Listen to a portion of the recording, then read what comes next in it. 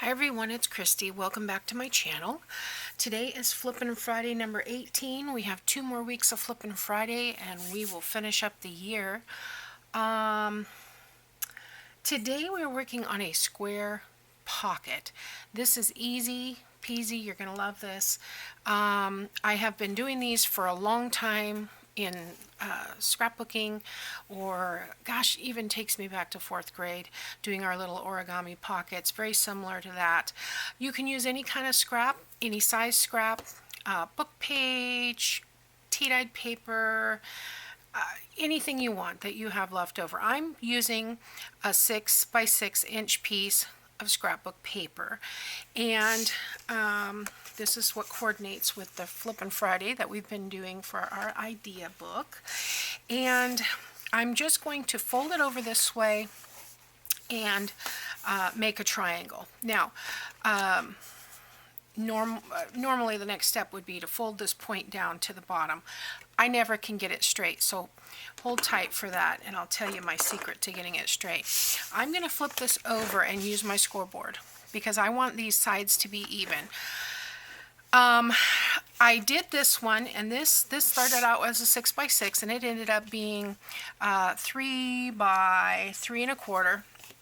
I want it a little bit bigger, so I'm going to do 2 1/4.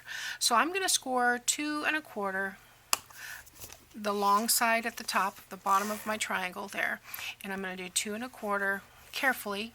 It's sliding on me, just so it can give me a guideline, not really to help me fold. I'm going to flip it over, do the same thing, 2 1/4, and just kind of a guideline, like I said, so that I know where to fold. And that should give me a little bit, let's see, that should give me a 4-inch pocket. So I'm going to fold this in, and I'm using cardstock. This would be great with double-sided paper. Cardstock's a little tricky because it's thicker. You might want to use a paperweight for this. I might end up with a little bit of tearing here, but I don't think it's going to completely rip, but the white core might show through, and I'll just ink that. If it does, it's not going to bother me. So you can see the difference a 1/2 inch makes. This pocket's quite a bit larger. Probably 2 1/2 would be great. I just need enough to tuck one inside the other. Okay, but I still have this piece to contend with. So I'm going to open this back up, and I'm going to open this up, and I have these guidelines now, so that will help me as I fold this up to the center. I want the score lines here to match this, and that will help me so that I get this straight. Do you need to be that particular? No, but that's just who I am. Okay, so I'm burnishing really well because it is thick cardstock. Actually, it's not super thick, but it's at least 65 pounds. So that's going to go in, that's going to go in, tuck in the pocket. And then we've got this. Now, the easiest way for me to do this is to run a score line. I'm going to kind of move it out because it comes in between there. I kind of want to go over right along this edge. Okay, so I'm just going to go like that. And if I burnish that down a little bit, it should help me fold that over. And you can leave it like this, so it's a pocket. If you score it out a little bit, maybe here, leave a little room, you can tuck this inside, like so. And then you've got a pocket. So you can use it as an envelope or a pocket. Now, like I said, I did 2 1/4 on this one. I did 2 3/4 on this one. I'm going to open this back up and just see what happens if I do the 2 1/2. So let's try the 2 1/2. We'll go here, flip it over, 2 1/2. And as you can see, it kind of modifies the inside as well, because when I'm folding this piece up, no, that's right. Okay, so I'm going to fold on this closer one there. Let's do it that way. Oh, I'm supposed to have this folded up like that, and then I'll fold in on these pockets that way. I'm making it more complicated as I do, but you get the idea. You can play with this. If you don't like it one way, change it.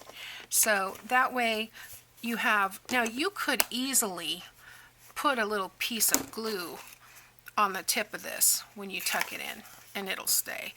But it's kind of fun to be able to pull it open, and then you could write inside, okay?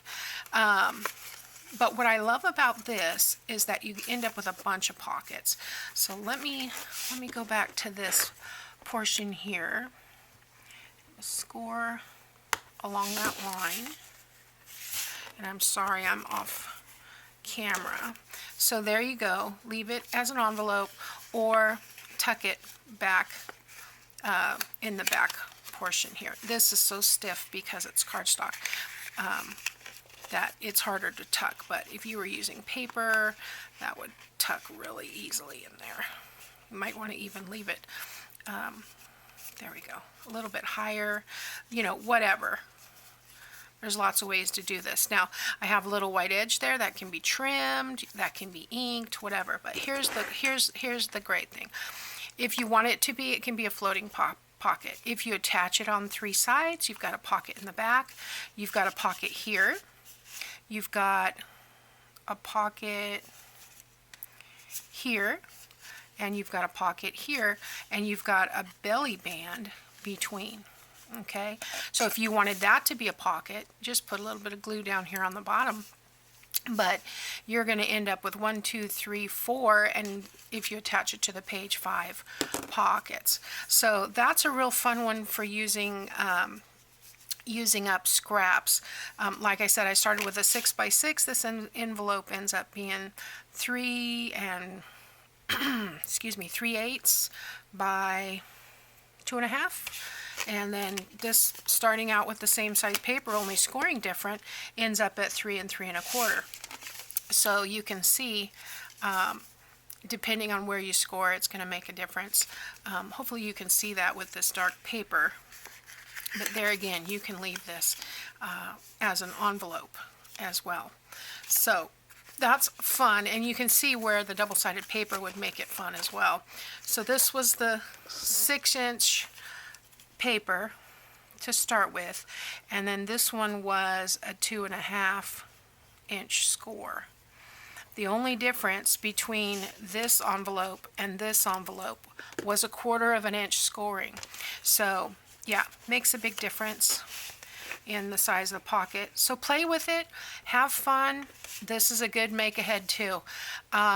These scrap busters and Flippin' Friday are great make ahead, use up scraps, and you know, sit in front of the TV and make multiples, and then decorate them when you get them in your journal. So anyway, I hope you guys like that one. Make a bunch of these, and thanks for watching. I'll see you next time. Bye now.